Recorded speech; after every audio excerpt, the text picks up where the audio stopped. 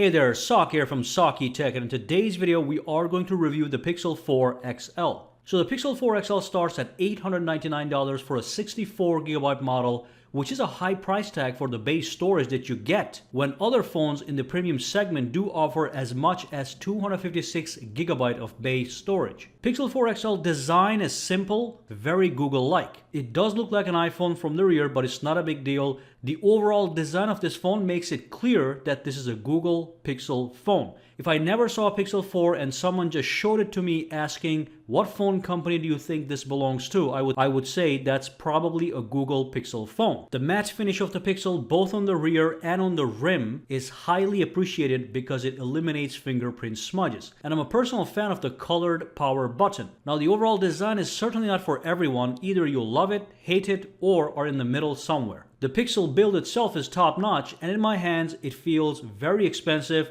but they did use Gorilla Glass 5 instead of 6 for the glass. Now we do have a 6.3-inch OLED display, although it lacks the high peak brightness of Samsung smartphones and iPhones. This translates into poorer visibility in super bright outdoor conditions. Otherwise, this is a very sharp, high quality display with Quad HD Plus resolution, and it offers a 90Hz refresh rate, which allows for super smooth scrolling. Now the display isn't locked into 90Hz all the time. It does dynamically switch between 60 and 90, which ends up saving you battery life. However, you do have the option to turn off the dynamic refresh rate and lock into the 60 if you desire right from the menu. Now, even though this is not new, I'm still a big fan of the squeeze to launch the Google Assistant functionality.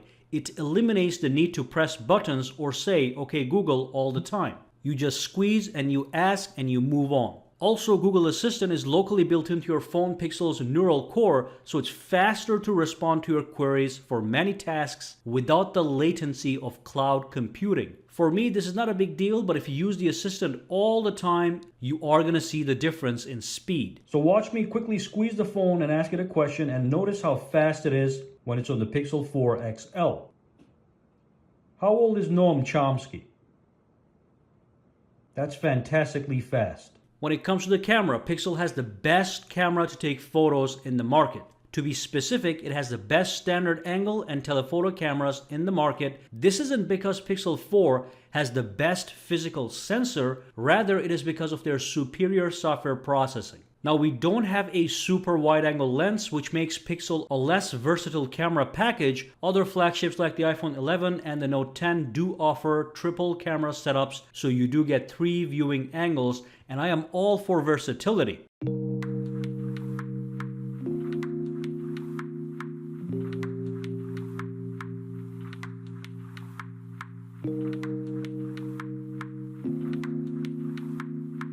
But when it comes to the standard angle and telephoto only lenses, Pixel steals the win. It's not too far ahead, but it's certainly in the first position. Another cool feature is that Pixel combines their super zoom tech with the telephoto lens to give you better zoom quality than the competition. It clearly works. Here's a sample of Pixel 8x zoom compared to iPhone 11 8x zoom, and it's clearly better. And here it is compared to the Note 10 Plus. In this case, they're almost equal, so the Note 10 Plus also does a good job at zooming in at 8x optical zoom. And here are a few more samples compared to the iPhone to the Pixel and the Note 10 to the Pixel.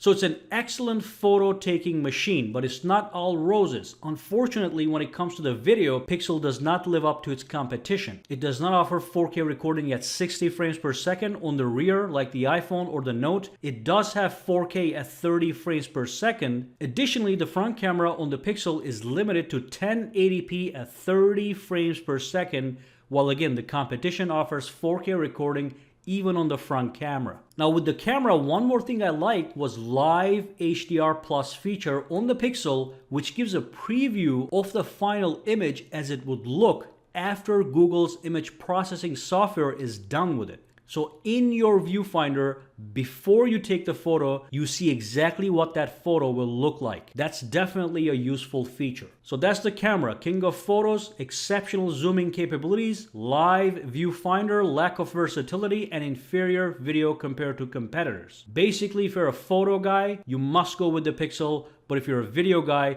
you must look elsewhere. Now that's not to say Pixel doesn't make good video. It simply doesn't have the 4K at 60 frames options like other phones have. So if you're not into 4K at 60 frames per second, then you can also actually go with Pixel even for video. Now, one more feature we have on the Pixel 4 XL and the Pixel 4 is a motion sense technology that's built in to the top bar over here. And basically, it can sense motion. Even it's going to sense my hand movements. As you can see, the wallpaper reacts to my hand movements. But if you go to the settings over here real quick, and if you go all the way down, if you go to System, and then if you go into the gestures, on the top we have the quick gestures option, so you can skip songs back and forth with your hand movements, no problem. And also you can silence any interruptions such as alarms and timers, all right?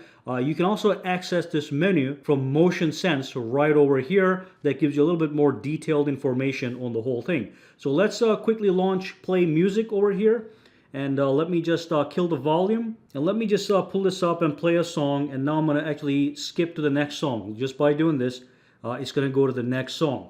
Go to the rear, go to the next. So it works flawlessly. Sometimes it skips a beat, but it does work most of the time. All right. Now let's do the same thing with the timer. So if I go over to the timer and let's just set this up for 4 seconds so we can see what's happening in real time.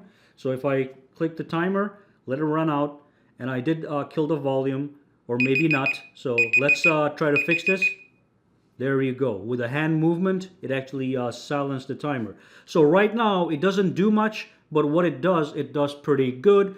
Overall, I think it's a gimmick. A lot of people are not going to be using this. But look, some people want to use the phone's capabilities to its fullest. And if it works flawlessly, then it's a good thing to have. If it doesn't work properly, like some of the LG smartphones, then maybe it's useless, but this seems to work very well with Motion Sense. Now there's a couple other software features that I'm really enjoying here, and they're simple things, but if I press and hold on the screen, and if I go into Styles and Wallpaper, now we have the option to pick from Styles or Wallpaper. So if I tap on Styles, I can pick from different styles, as you can see, based on that wallpaper. So if I choose this one and click Apply, and then when I go out over here, you'll see the styling has changed. And if I pull this down, even the quick toggles over here have changed as well. So that's fantastic. That's not a problem at all. I like customization.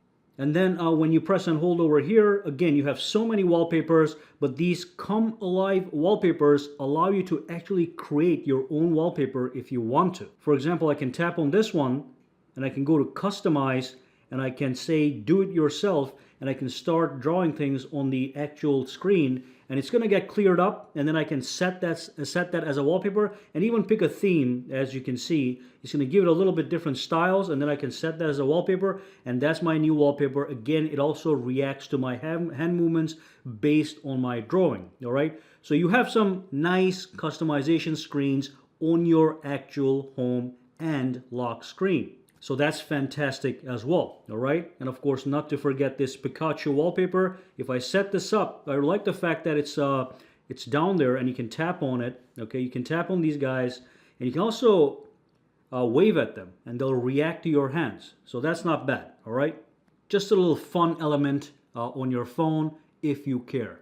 Another appeal of Pixel is the super fast stock Android experience with 3 years of guaranteed latest software updates. And with the new built-in components of the Google Assistant, the Pixel feels faster than ever, and the new 90 Hz refresh rate, it feels smoother than ever. It's a very good flagship smartphone with a slightly high price tag, especially because it offers such low base storage of 64 gigabytes for the $899 Pixel 4 XL model. Honestly, I think $750 would have been a more appealing price point, but it seems to stand out as a premium smartphone these days you do have to charge close to $1,000 per phone thanks to the iPhone. So if you are someone with special interest in a Pixel phone, you're all into Google, Pixels, and all that stuff, buy the Pixel 4 XL. There really isn't much to be dissatisfied here, but if you're looking for a more versatile package, I will look elsewhere towards an iPhone for more versatility or Samsung smartphones for maximum versatility.